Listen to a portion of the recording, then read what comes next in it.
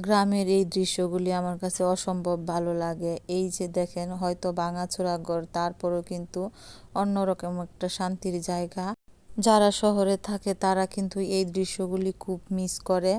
আমি হয়তো অনেক দিন পর কিন্তু গ্রামে আসছি, প্রায় অনেক 2 বছর পরে। আর এইগুলি আমার কাছে এত ভালো লাগে। আর মুরগি পালতে কিন্তু আমি খুবই পছন্দ করি। তো গ্রামে এসে আমি কি কি করলাম সব কিছু যদি একটা ভিডিও না করি, আপনাদের সাথে যদি শেয়ার না করি, তাহলে তো আমার কাছে একদমই ভালো লাগবে না।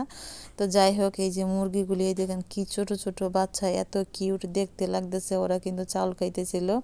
তারপর আমি রান্না বাড়া করার জন্য চলে আসলাম। এই যে দেখেন, টিনের ঘর, এই যে মাটির চুলায় আমি রান্না করতেছি।